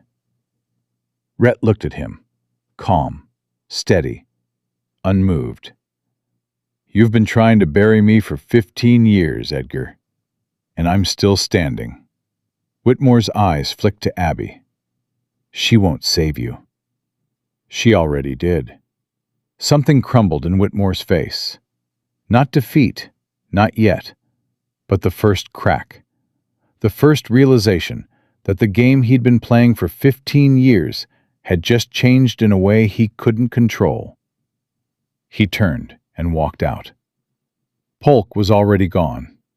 The lawyer followed without a word, and Abby stood in that auction hall with her father's documents spread across a judge's table, and her hands finally, still.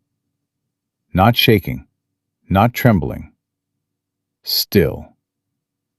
The aftermath happened fast. Ranchers Abby had never met crossed the room to shake Rhett's hand. Not all of them. Some still kept their distance, still carried 15 years of fear in their bones. But enough. Tom Jessup came over and clapped Rhett on the shoulder like they'd been friends for years. The Wyoming buyer brought his wife, who took Abby's hands and said, "You're the bravest woman I've ever seen in a room full of men." Luke stood by the door, arms crossed, grinning so wide his face looked ready to split. But the moment that stayed with Abby, the one that would keep her awake that night and every night after, came later. The crowd had thinned. The judge had left. The documents were wrapped and secured. Most of the ranchers had drifted back to the pens for the afternoon bidding. Abby was standing outside the hall, alone, letting the air hit her face, when she felt someone behind her. She turned. Her father. Samuel Whitaker stood 10 feet away, hat in his hands, shoulders rounded. He looked like he'd aged 10 years in 3 weeks. His eyes were red, and Abby couldn't tell if it was whiskey or tears or both. "Daddy?" she said. He flinched at the word, like it hurt, like he didn't deserve it. "I was in the back," he said, his voice cracked. I heard everything." Abby didn't move, didn't go to him, didn't reach out. 17 payments, Samuel whispered. "I made 17 payments and I didn't know about the interest. I didn't understand the numbers. I just kept paying and it never..." His voice broke. "I know, Daddy." "You kept the books. You knew." "Yes." "Why didn't you tell me?" "I tried. 3 times. You were drunk every time." Samuel pressed his hat against his chest. His chin dropped. "I sold you," he said. "My own daughter. I sold you to pay for my own failure." "You didn't sell me." "I did. Whitmore came to me and said, he said it was the only way, and I..." I believed him because it was easier than fighting. Easier than looking at those numbers. Easier than... He choked. Easier than being a man. Abby felt something crack inside her chest. Not the clean crack of ice breaking in spring.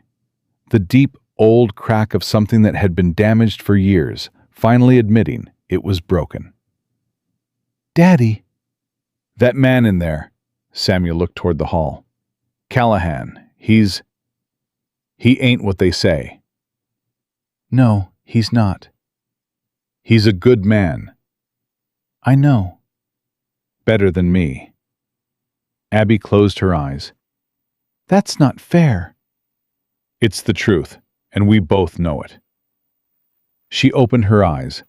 Her father stood there, broken, diminished, hollowed out by 6 years of debt and whiskey and the terrible knowledge that he'd traded his daughter for a reprieve that never came. She could hate him. She had every right. But hatred was Whitmore's currency, and she'd spent the last 3 weeks learning a different kind of math. Abby crossed the distance between them, reached out, took his hand. You made a mistake, she said. A terrible one, and I'm not going to pretend it didn't hurt.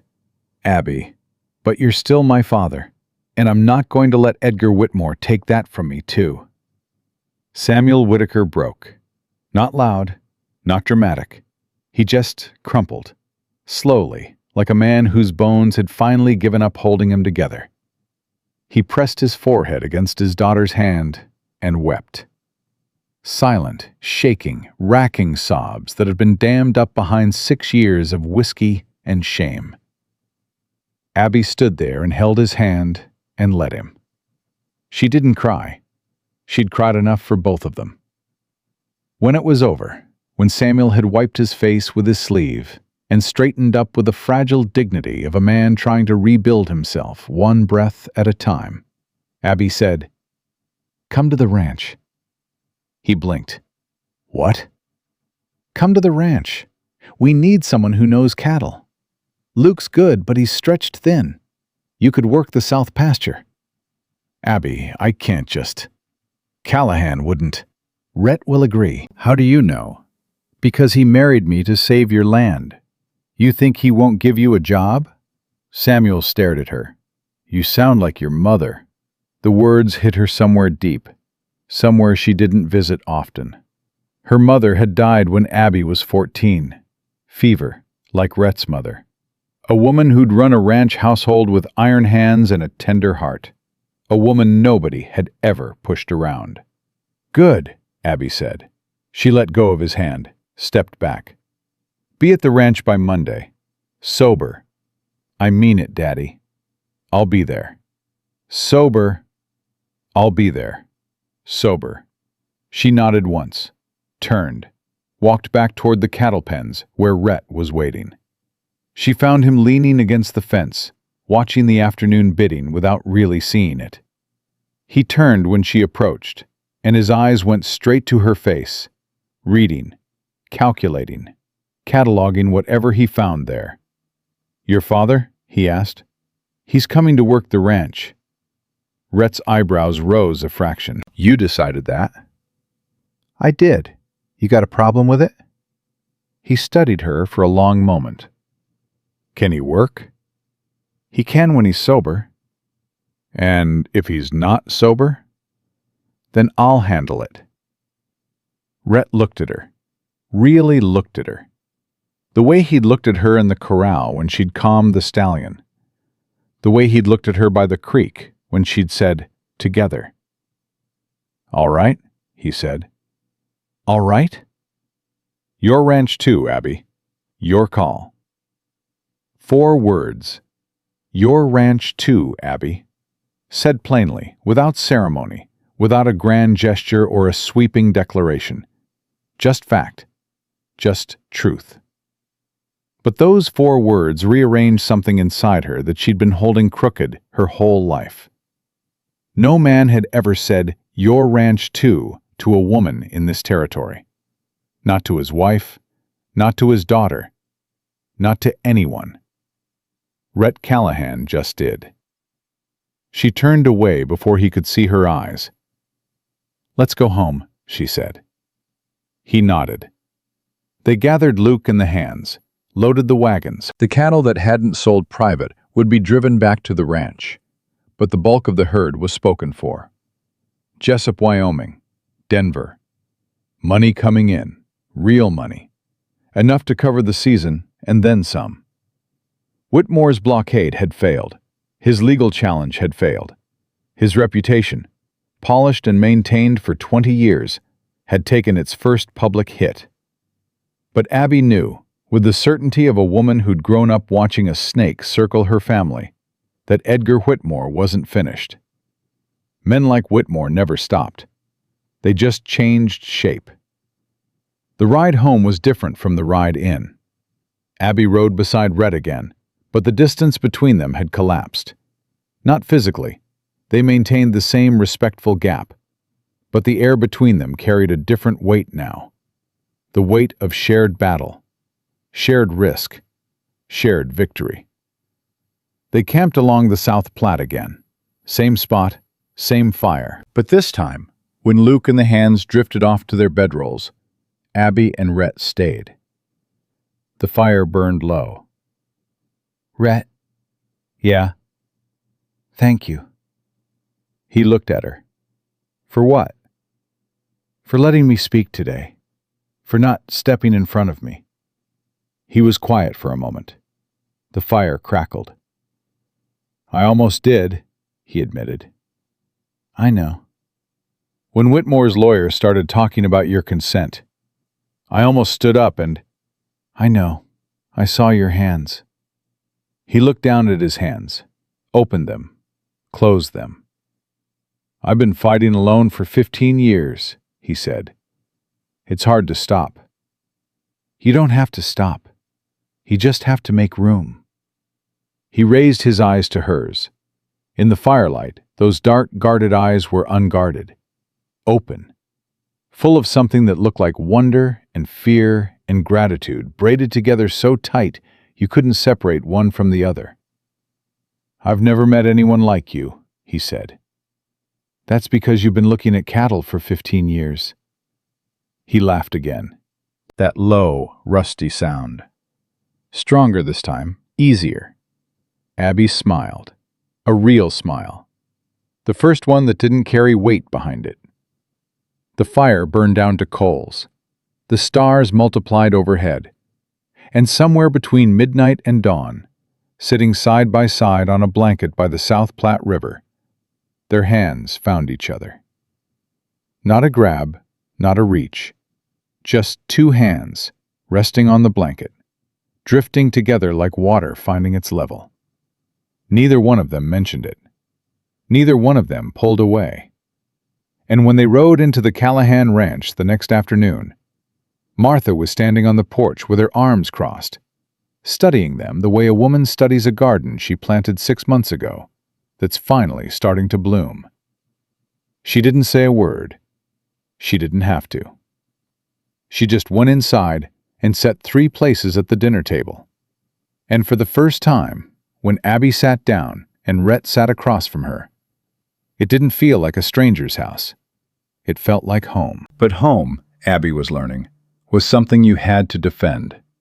And the next fight was already on its way.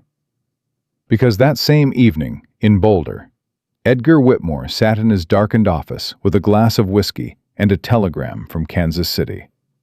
The telegram read, "Polk arriving with survey team Tuesday. Stop. Railroad easement filing prepared. Stop. Territorial claim will bypass marriage contract. Stop. Advise proceed. Stop." Whitmore set down the telegram, picked up his pen, and wrote one word across the bottom. Proceed. Polk's survey team arrived on a Tuesday morning, just like the telegram promised. Abby spotted them from the porch. 4 men on horseback and a wagon loaded with surveying equipment, riding up the main road like they owned it. Polk sat in front, that same coyote smile stretching across his wide face, a rolled document in his hand like a club. She didn't wait for them to reach the house. She walked straight down the steps and planted herself in the road. "This is private property," she said. Polk reined up, looked down at her. "Mornin', Mrs. Callahan. Beautiful day for a survey." "There's nothing to survey. You're on Callahan land." Actually, Polk unrolled the document with one hand, a theatrical flourish that made her skin crawl. According to a territorial easement filed yesterday with a land office in Denver, the Colorado Western Railroad has a right-of-way claim on a corridor running directly through your north pasture. 1,200 feet wide, 4 miles long. Abby's stomach dropped. That easement doesn't exist. It does now. Polk handed the document down to her. Filed, stamped, and recorded. Legal as Sunday. Abby took it, read it. Her hands didn't shake. She wouldn't give him that. But her blood ran cold. The easement was backdated, filed under an obscure provision of the Territorial Railroad Act of 1867 that allowed right-of-way claims on undeveloped or underutilized land adjacent to proposed rail corridors. The filing bore 3 signatures: a railroad executive, a territorial clerk, and Edgar Whitmore as consulting party. "This is fraud," Abby said. "This is progress, sweetheart." Polk gathered his reins. "Now step aside. We've got work to do." "You're not setting one stake on this land." "The territorial government says different." "The territorial government didn't sign this. A bought clerk signed this." Polk's smile faded a degree. "Careful, Mrs. Callahan. Accusations like that can land a woman in trouble." "So can trespassing. And you're about 3 seconds from finding out how much trouble." The click of a rifle action came from behind her. Luke Brennan stood at the corner of the barn, Winchester leveled at a casual angle that was anything but casual. Behind him, 2 ranch hands had appeared, Colton and a thick-armed man named Davis. Both armed, both still, both watching Polk's men with the flat patience of men who'd been paid to work cattle but wouldn't mind a change of pace. Polk's surveyors shifted in their saddles. One reached for his hip. "I wouldn't," Luke said. The hands stopped. Polk looked at Luke, looked at Abby, looked at the rifle. "Where's your husband, Mrs. Callahan?" "Right here." Rhett's voice came from the porch. He walked down the steps. No hurry, no urgency. Moving with that same gravitational steadiness that made people clear the way without knowing why. He stopped beside Abby, looked at the document in her hands, then looked at Polk. "Backdated easement," he said, not a question. "Legal filing," Polk corrected. "Filed by Whitmore." "Filed by the Colorado Western Railroad. Mr. Whitmore is merely a consulting party." "There is no Colorado Western Railroad." Rhett's voice was flat. "I checked the territorial registry after Denver. No charter, no articles of incorporation, no board of directors. It's a paper company. Created last week." Polk's smile finally died. "You made a mistake, Polk," Rhett said. "You came to my land with a forged document backed by a fictional railroad, and you brought 4 men. He glanced at Luke, at Colton, at Davis. "I've got 12. As if on cue, more hands appeared. From the barn, from the bunkhouse, from the corral. Ranch workers, every one of them. Sun-hardened, quiet, loyal. Not gunfighters. Working men.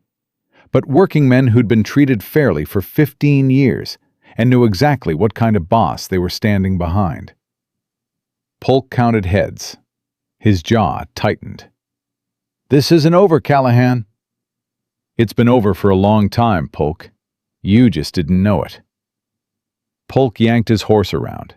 His surveyors followed. The wagon creaked in a wide circle and the whole party retreated down the road at a pace that was trying very hard not to look like running. Luke lowered the Winchester. "Think you'll be back?" "No," Rhett said, "but Whitmore will try something else." Abby held up the forged easement. "Not if I get to Denver first." Rhett looked at her. "What are you thinking?" "I'm thinking Judge Crawford needs to see this document. And I'm thinking the territorial attorney who's already reviewing Whitmore's usury charges would be very interested to learn that Edgar Whitmore is now filing fraudulent railroad easements through shell companies." "That's a 2-day ride." "Then I'd better leave now." "Abby." "Don't tell me it's dangerous. Don't tell me to wait. Don't tell me you'll handle it." She folded the document and tucked it inside her coat. "I kept my father's books for 3 years. I stood up in that auction hall and took Whitmore apart with receipts. I just faced down Cyrus Polk in our own road. I can ride to Denver and hand a judge a piece of paper." Rhett was quiet for a long moment. The ranch hummed around them. Horses, cattle, men returning to work. "Take Luke with you," he said. "I don't need—" "Take Luke. Not because you can't do it alone. Because I can't stand here for 2 days not knowing if you're safe." The words landed on her like a hand against her cheek. Gentle, warm, terrifying in their honesty. She swallowed. "All right. Luke comes." "Thank you." "You're welcome. Now stop worrying and go check the north pasture. If Polk's been up there, I want to know if he touched anything." Rhett almost smiled. "Yes, ma'am." She almost smiled back. "Better." Abby and Luke rode out within the hour. They made Denver in a day and a half. Hard riding, minimal rest. Luke grumbling about the pace every 10 miles while somehow keeping up without complaint. She went straight to Judge Crawford's office. Crawford read the forged easement twice. Called in his clerk. Had the territorial registry checked. "No Colorado Western Railroad exists in any filed charter," the clerk confirmed. Crawford removed his spectacles and pinched the bridge of his nose. "Mrs. Callahan, do you understand what this document represents?"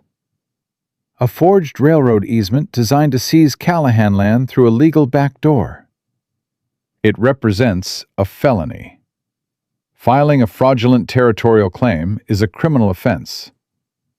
"I'm aware." "And you're prepared to testify?" "I've been prepared since the day Edgar Whitmore walked into my father's kitchen and pretended to be a friend." Crawford studied her. "You know, Mrs. Callahan, most women in your position would have accepted the situation and stayed quiet." "Most women in my position weren't given a choice, Your Honor. I was." Crawford put his spectacles back on. "I'm issuing a warrant for Edgar Whitmore's arrest on charges of fraud, forgery, and conspiracy to file false territorial claims. I'm also freezing all assets held by the First Bank of Boulder, pending investigation." Abby's heart hammered. "All assets?" "Every account, every loan, every piece of paper with his name on it." Crawford signed the warrant with a heavy hand. "This man has been operating outside the law for years. It stops today." Luke drove her to the telegraph office. She sent one message to Rhett. 4 words. "Warrant issued.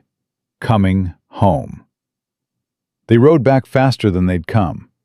She reached the ranch at dusk on the second day, sore in every muscle, dust-caked, exhausted, and alive in a way she hadn't felt since the day she signed that marriage contract. Rhett was waiting at the gate, not on the porch, not in the barn. At the gate, like he'd been standing there since she left. She dismounted. Her legs nearly buckled. Juniper was lathered and blowing hard. "It's done," she said. "Crawford issued a warrant. Whitmore's assets are frozen. Every loan, every account." Rhett took Juniper's reins. His eyes searched her face. Not for information, she realized. For damage. Checking if she was hurt. If something had broken. "You all right?" he asked. "I'm tired. I'm sore. And I need a bath." "That's not what I asked." She met his eyes. "I'm all right, Rhett. I'm better than all right." He held her gaze for a long time. Then he nodded, led Juniper toward the barn, walked beside Abby without touching her, without speaking, without needing to. Martha had dinner waiting. Hot food, clean water, fresh bread. Abby ate like she hadn't eaten in days, because she hadn't, not properly. Luke ate twice as much and fell asleep in his chair before dessert. After dinner, Rhett walked Abby to her room, stopped at the door. Same place he always stopped. Same threshold he never crossed. "Abby?" "Yeah, what you did. Riding to Denver, facing Crawford alone, getting that warrant. Luke was with me. Luke was on a horse. You were in the room." He paused. "No one's ever fought for this ranch the way you did." "I wasn't fighting for the ranch." He blinked. "Then what were you fighting for?" She looked at him. This man, this quiet, steady, misunderstood man who had spent 15 years building walls so high that even his own heart couldn't climb over them. The man who'd locked her door from the outside to prove he was safe. The man who talked to horses like they were the only ones worth trusting. The man the whole territory called a monster because one greedy banker had decided that fear was cheaper than competition. "You," she said. "I was fighting for you." Something shattered in Rep. Callahan's face. Not cracked, not fractured. Shattered. Every wall, every guard, every carefully maintained piece of armor he'd worn since he was 18 years old and standing alone in the ruins of his father's ranch. Gone. All of it. And what was underneath was not a monster. Not a myth. Not a legend built from whispers and fear. Just a man. A man looking at a woman with eyes so full of everything he'd never allowed himself to feel that he couldn't speak. Couldn't move. Couldn't do anything but stand there in that hallway and let her see him. Really see him. For the first time in his life. "Abby," he said. Her name. Just her name. But the way he said it carried the weight of 15 years of silence. She reached up, touched his face. Her hand against his jaw. Rough, warm, real. "I see you," she whispered. "I've seen you since the day you locked that door." He closed his eyes, leaned into her hand, and for one moment, one single, fragile, infinite moment, the most feared man in Colorado territory let himself be held by a woman's touch. He didn't kiss her. She didn't ask him to. Some things needed time. Some things were too important to rush.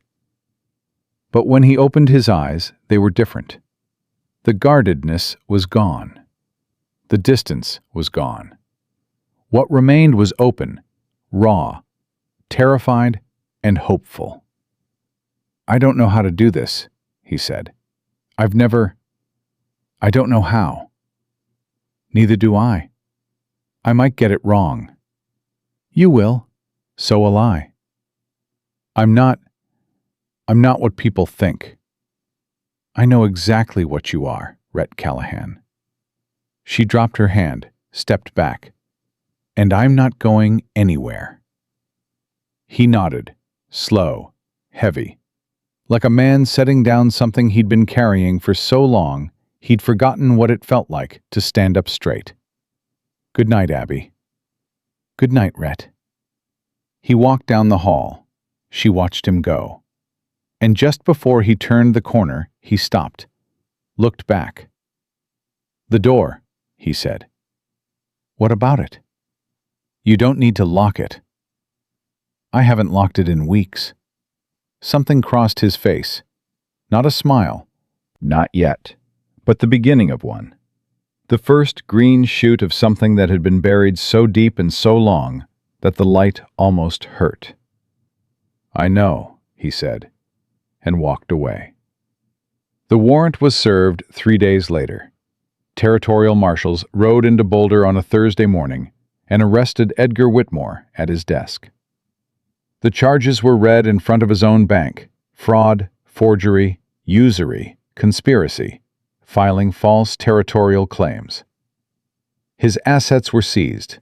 His accounts were frozen. His bank was placed under territorial receivership. The news traveled faster than wildfire.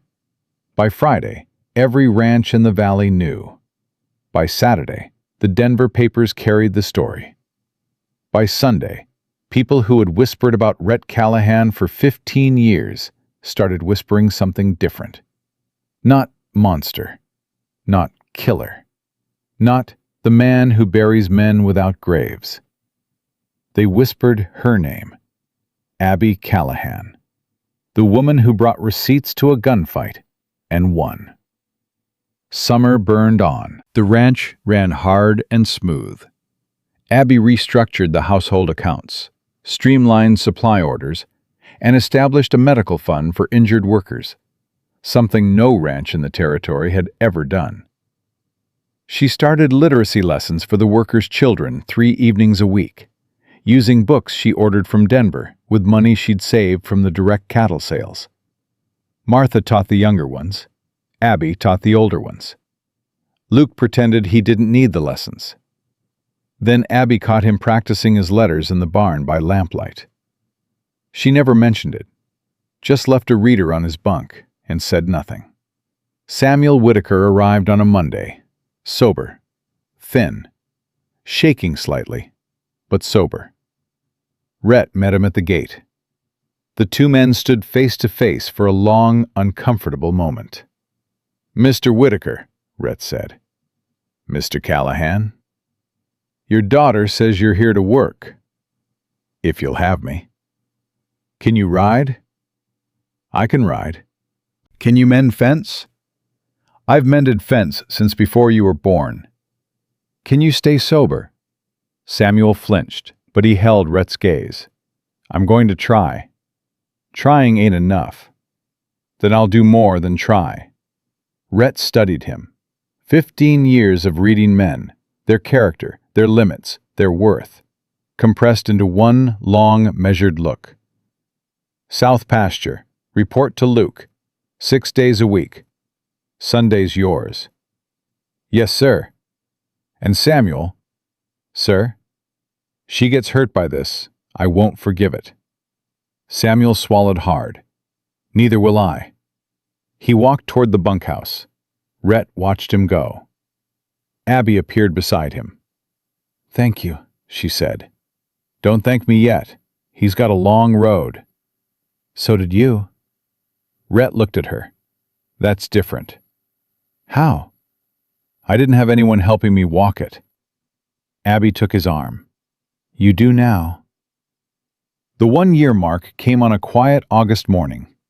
Abby woke early, earlier than usual. She lay in her bed, listening to the ranch wake up around her. Horses, cattle, Martha's boots on the kitchen floor. The distant sound of men starting their day. 1 year.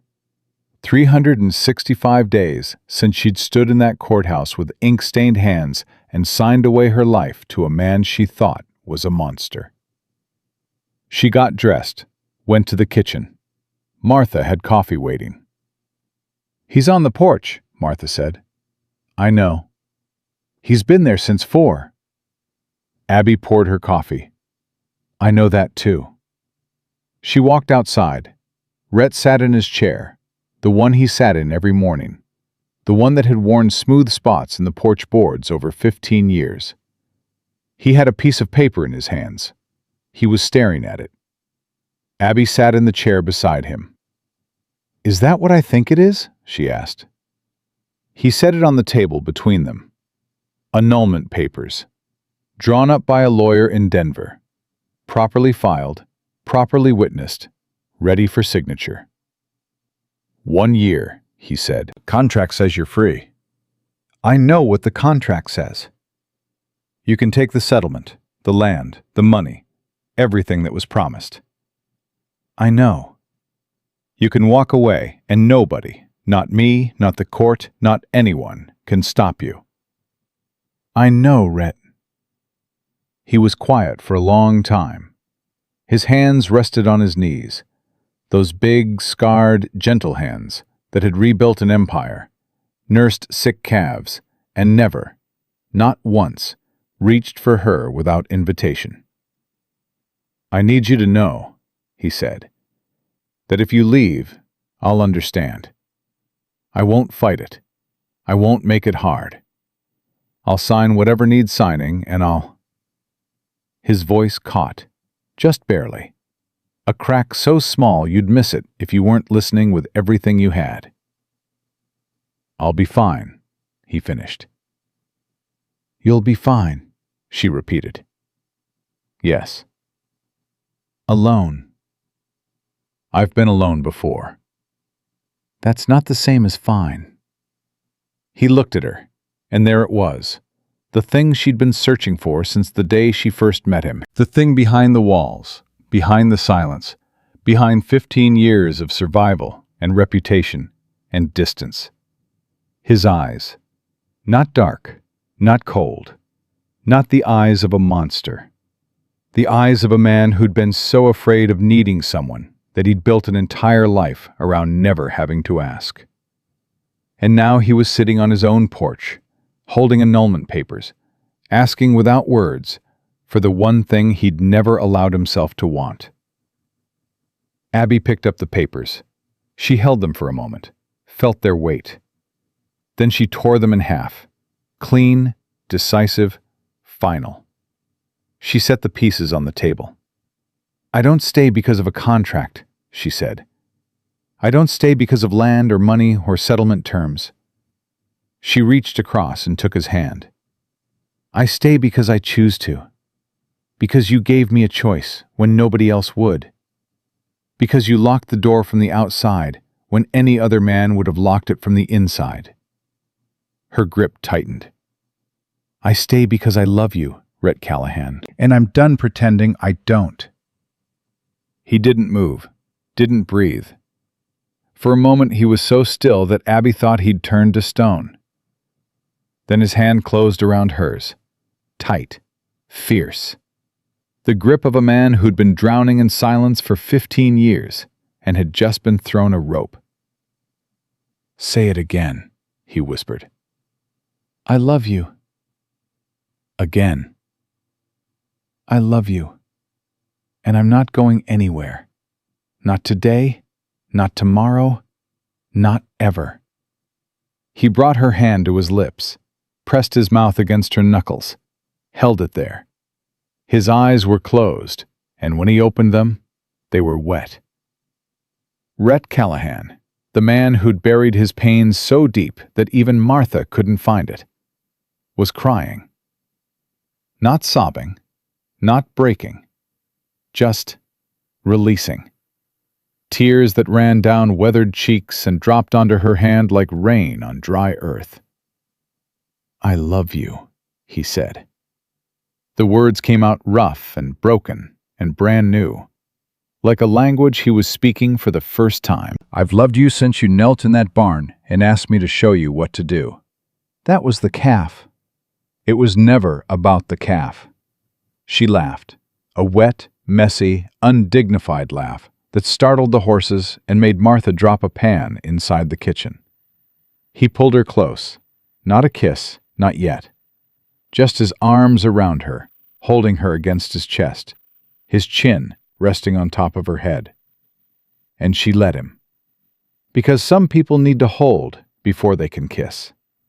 Some people need to know the other person is real, solid, warm, staying, before they can let themselves feel the rest. From the kitchen window, Martha Doyle watched them. She wiped her eyes with her apron, set 4 places at the dinner table, and didn't say a word. That autumn, the Callahan Ranch entered its best season in 15 years. Cattle prices held strong. The direct sales Abby had pioneered became a model that 3 other ranches adopted. The North Pasture, the one Polk had tried to seize, produced the highest yield in a decade. Samuel Whitaker worked the South Pasture 6 days a week. Sober, steady, slower than he used to be, but reliable. He and Rhett spoke little. 2 quiet men don't need many words, but what passed between them was enough. Respect, earned, not given. Edgar Whitmore stood trial in Denver in October. The charges stuck, all of them. The territorial attorney presented 17 years of predatory lending, fraudulent filings, and manipulated contracts. Whitmore's own correspondence, the letters Abby had saved from her father's records, became the prosecution's centerpiece. He was convicted on all counts, sentenced to 8 years in the territorial prison. When the verdict was read, Abby was sitting in the gallery. She didn't cheer, didn't smile. She just sat there, hands folded in her lap, and felt the weight of 6 years of fear lift off her shoulders, like a coat she'd been wearing so long she'd forgotten she could take it off. Rhett waited outside the courthouse, same courthouse where they'd been married, same steps, same dust. "It's over," she said. "Yeah." "Really over?" "Yeah." She took his hand, right there on the courthouse steps, in front of God and Boulder and anyone who cared to look. The most feared man in Colorado Territory, and the woman who saw what lived in his eyes. They walked to the wagon together, rode home together, and that night, for the first time, Rhett didn't stop at her doorway. He didn't ask permission with words. He asked with his eyes, that open, vulnerable, terrified question that had been building since the day she tore up his contract. And Abby answered the only way she knew how. She took his hand and pulled him through the door. No lock between them. No contract between them. No fear between them. Just 2 people who had been broken by the same world, healed by the same fight, and forged into something neither one of them could have become alone. The most feared man in Colorado was never a monster. He was a man who loved so deeply that he locked the door from the outside just to prove he could be trusted. And the woman who married him didn't stay because she had to. She stayed because she saw what no one else had the courage to look for. She saw what lived in his eyes. And it was enough. It was more than enough. It was everything.